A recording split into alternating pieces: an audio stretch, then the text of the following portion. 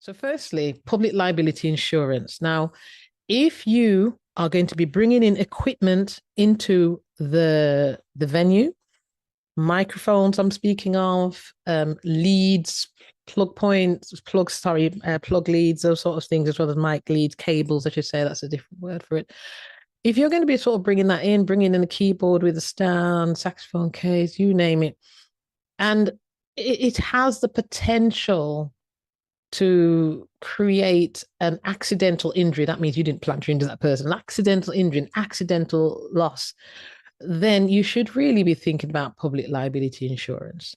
Now, this insurance is there to protect you. It's up to 1 million, 5 million, 10 million, depending on what insurance you go with. And Musicians Union throw that in to their subscription. But you can get your public liability insurance separate from Musicians Union. You don't need to be an MU member to get that.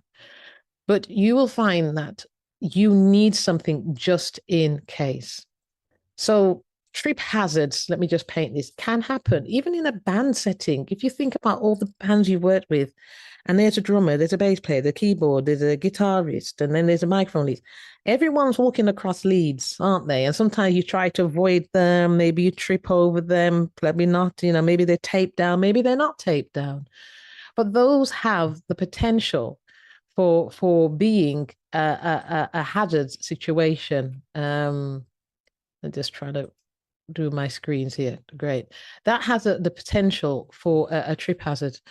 I've performed in various places where I'm walking across leads, and sometimes it's just a power lead because the plug to the extension cable is probably halfway down the hall, and then that has to be ran up to the DJ system or the sound system, depending on how the layout is. You probably know it. These things may or may not be a hazard to someone. And the thing about the public liability is if someone does trip, if someone does hurt themselves and they blame you, then where are you going to find that money to kind of, pay the cost? And that's why public liability insurance came in. Let's see if I get this here. Here's a good story. Keith Richards, Rolling Stones guitarist, his guitar struck an ungrounded microphone stand and then the instrument ignited. Now, this is going back in the 60s. He became unconscious. But if you put into your search engine, not right now, but later on, music equipment, electrical faults, you're going to find a lot coming up from the 80s, from the 90s, of experiences that musicians have had where the equipment was faulty and some of them were unconscious, and there'd been a couple of fatalities as well. So obviously, I'm not saying we are going to go around with faulty equipment, but what I am saying, we are going to do our best to make sure our equipment is good. I mean, even if you're charging up your iPad or your phone because it's on low battery, where are you going to charge it? Is it going to be in a space where someone's going to walk? And one of the things you can do, if you haven't got tape, you can just put a chair over it and sit near it and ask people just to walk around if you're just waiting to charge your phone. But on stage, you haven't got that sort of luxury. You've got to sort of get on with the job.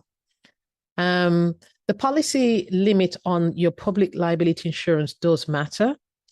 So recently I did a performance and they were asking for 5 million, that my public liability insurance indemnity must be 5 million or higher. And this was because this was a prestigious building. It's very old, built in, I don't know, 18th century or something, 19th century, but it just cost a mint. It's one of these sort of exclusive wedding venues. So you can imagine they don't want someone come with just 1 million. They've got a lot of things to sort of put right if something did happen. My limit was fine, so that wasn't a problem. Nice little picture of a faulty plug. The other one is the portable appliance testing. Now, under the Health and Safety Act and the Health and Safety Executive, portable appliance is a really important thing. You can see from this picture that you can see the cables, the two little cables there, which you shouldn't see. So in portable appliance testing, it's really an examination of your equipment, and the appliance to make sure it is safe. So the person who does the test for you, who may be an electrician or someone who's trained in portable appliance testing, will visually see that it is faulty, like that plug is, and fail it straight away, which means you cannot use that at a gig. You should not use it. You should get it repaired, get it fixed.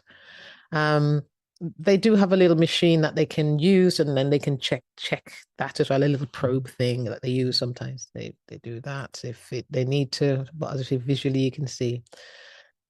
So portable appliance testing came in the 1990s because there were a lot of fatalities during, well, increasing fatalities from things like kettles and hand tools and just things not being grounded or just not looked after right.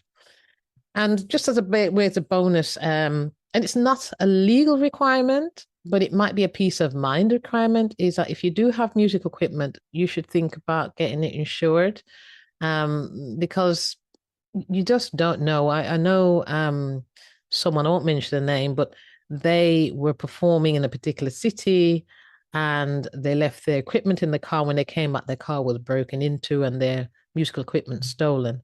I don't know the circumstances of all of that, and personally, it's not happened to me all the years I've been performing. But in terms of having something that you can replace just in case something happens to your equipment, that's not a bad thing. But don't get it confused with portable appliance testing, which is really making sure that your plugs and your leads and any of those devices that take power are safe to use.